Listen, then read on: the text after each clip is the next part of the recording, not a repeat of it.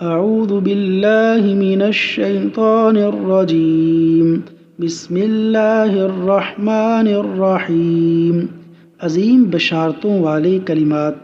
رسول اللہ صلی اللہ علیہ وسلم نے فرمایا، جو شخص صبح کے وقت 3 بار یہ کلمات پڑھ لیتا ہے، رضیت باللہ ربا وبالاسلام دینا، رضیت باللہ ربا وبالاسلام دینا وبمحمد نبیا، وہ ایمان کا ذائقہ چکھ لیتا ہے، روز قیامت اللہ تعالیٰ اس کو راضی کر دے گا۔ نبی کریم صلی اللہ علیہ وسلم خود اس کا ہاتھ پکڑ کر جنت میں لے کر جائیں گے۔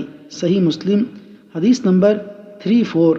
اللہ تبارک و تعالیٰ اس وظیفے پر عمل کرنے کی توفیق عطا فرمائے، آمین یا رب العالمین۔